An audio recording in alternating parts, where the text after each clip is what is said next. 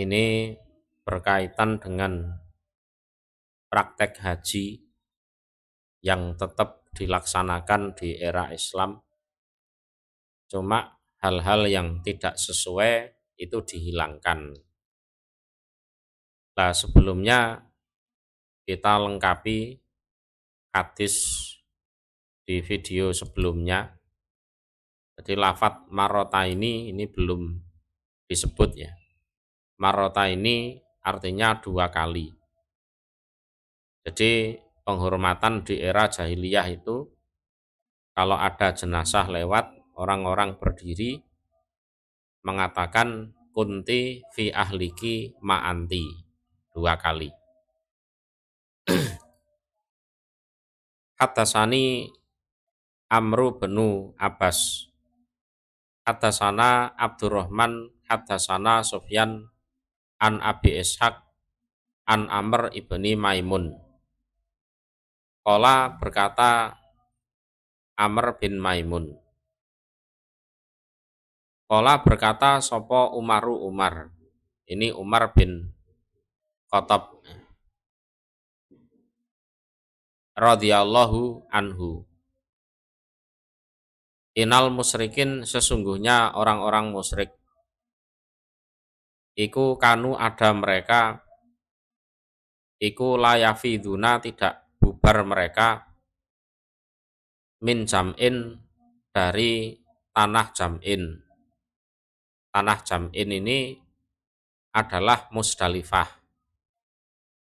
Jadi Musdalifah atau bisa juga disebut Mas'aril Haram, tanah jam'in. Hatta sehingga tasruko mencorong atau bersinar opo asamsu matahari ala sabir di atas bukit Sabir. Fakholafahum maka menyelisihi hum pada mereka orang musyrik sopo an-nabiyyu nabi sallallahu alaihi wasallam. Fa'afadho maka bubar siapa nabi qabla sebelum antat lu'a jika terbit opo asamsu matahari. Jadi begini, yang namanya ibadah haji ini kan sunahnya Nabi Ibrahim, Nabi Ismail juga. Cuma setelah beliau berdua meninggal, praktek haji itu mulai terjadi pergeseran. Yang asalnya nyembah Allah jadi nyembah berhala. Terus praktek-praktek manasiknya juga terus kecampuran lakon-lakon jahiliyah, perbuatan-perbuatan jahiliyah. Setelah datangnya Nabi Muhammad, dikembalikan lagi. Jadi haji itu betul-betul dalam rangka ibadah pada Allah, bukan pada berhala. Ya, seperti yang dilakukan orang musyrik. Enggak seperti itu. Terus praktek-praktek yang bertentangan dengan aturan Allah Rasul juga diubah. Nah, di zaman jahiliyah dulu, orang-orang musyrik hajinya ya ke Mekah. Cuma yaitu tadi nyembah berhala. Orang Quraisy itu kalau wukuf itu di Musdalifah, di tanah jam'in. Nah, yang selain Quraisy itu wukufnya di Arafah. Setelah Islam, nah, semuanya disuruh wukuf di Arafah. Nah, setelah wukuf ada praktek mabit atau bermalam di tanah jam'in atau Musdalifah. Ya kan? Dulu orang-orang musyrik kalau mabit ini malam 10 Dzulhijjah ya. Mereka itu meninggalkan Musdalifah atau tanah Jam'in, nunggu sampai matahari itu bersinar di atas Bukit Sabir, baru mereka meninggalkan Musdalifah. Nah, praktek seperti itu diselisihi oleh Nabi Shallallahu Alaihi Wasallam.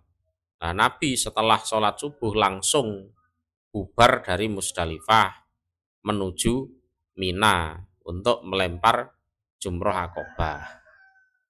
Jadi kalau di zaman jahiliyah nunggu matahari terbit, nah, kalau di zaman Nabi malah Nabi itu bubar sebelum matahari terbit.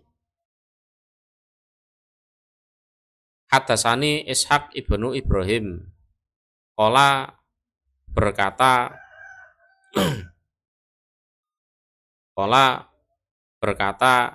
dia Ishaq bin Ibrahim, qultu berkata aku li Abi Usamah kepada Abi Usamah, haddatsakum bercerita kum pada kalian sopo Yahya ibnul Muhallab, Yahya bin Muhallab, haddatsana Husainun an Ikrimah, dari Ikrimah, wa ka'san dihako. Ini pembahasan tentang lafat ka'san dihako. Ini surat An-Naba ayat 34. Wa ka'san dan gelas dihakon yang penuh,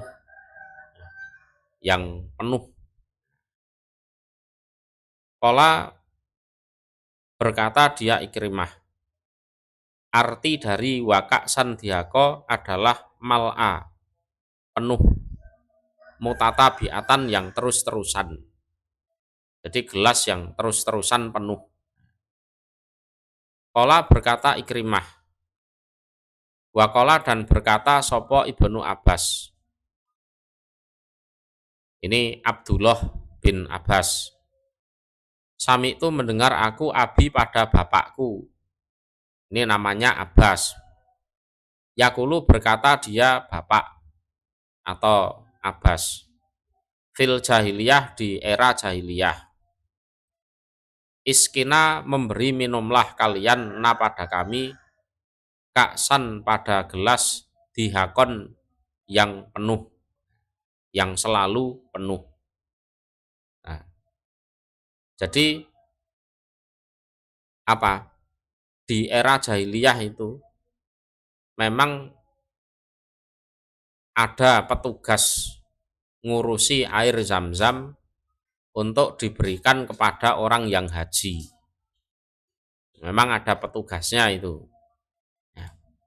Lah, Abdullah bin Abbas itu menceritakan dulu bapaknya yang namanya Abbas itu pernah mengatakan kepada petugas zam-zam itu, jadi iskina ka'san dihako, berilah minum kepada kami gelas yang selalu berisi penuh. Nah, gitu.